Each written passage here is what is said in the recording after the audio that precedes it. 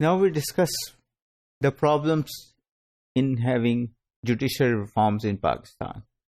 Attempts to reform the judiciary, to reform the judicial system has been going on for at least 2 decades, but the results are nowhere to be seen. Everybody wants to reform the judicial system. Judges want to do it, lawyers want to do it, the politicians want to do it. But with thousands of cases undecided in the lower courts as well as in the superior judiciary, in the High Court and the Supreme Court, it is clear that the system is ineffective. Justice delayed is justice denied, and in Pakistan's case, most of the time justice is delayed. Reform efforts have been going on for a long time, but these are socially decontextualized, meaning thereby that some or a single community is more forceful and is trying to hog the reform effort. The legal community, which consists of judges, lawyers, policymakers, law officials, as well as local and international experts and consultants, they are the main proponents of the current legal reform. They are in fact the subject and object of the legal reform.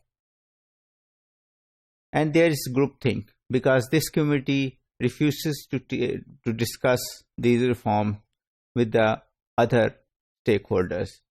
For example, the NGOs, CSOs, the ordinary people of Pakistan, the politicians that work at the local level.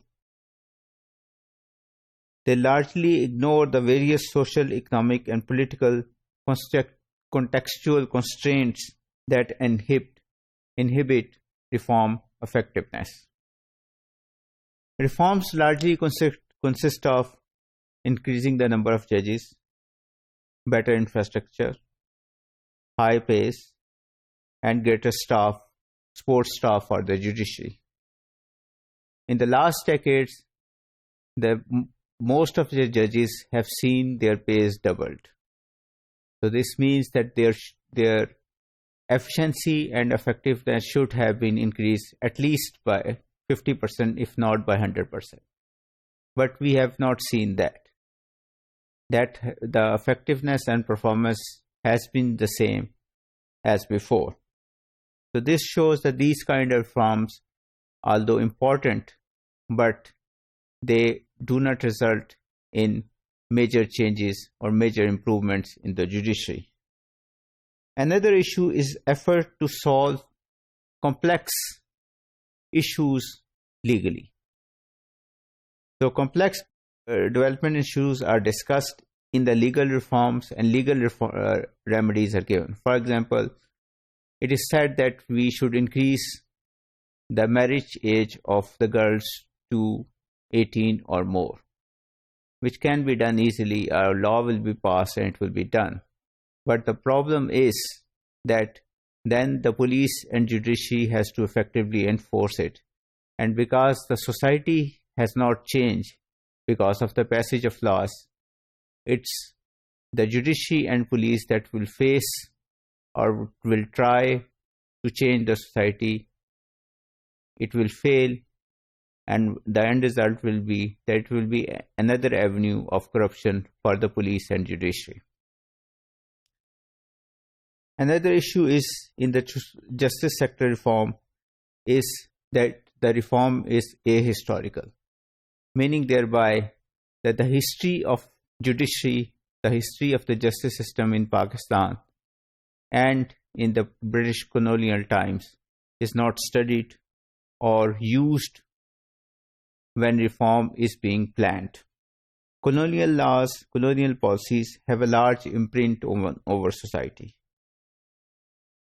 In fact, if we look at our PPC, the Pakistan Penal Code, and other laws, almost 80 to 90% of those laws are same as they were before 1947. There is a need to look at research why these laws or these rules or these codes are still being used, and in what context these codes and laws and rules were implemented by the colonial machinery or colonial administration. Another problem is that legal reform tries to make things uniform and formal, while Pakistan is diverse, and what we need is diversity and pluralism. And this should be acknowledged in our legal framework. Purely technocratic and legalistic reform will be rejected, and what we need is culturally embedded solutions. And for this, the legal community, the reform consultants have to talk to the local people, have to go out of Lahore, Islamabad, Karachi and Peshawar and visit places in local areas to improve it. There should be a transfer of focus from the courtroom to the dispute and to disputing parties.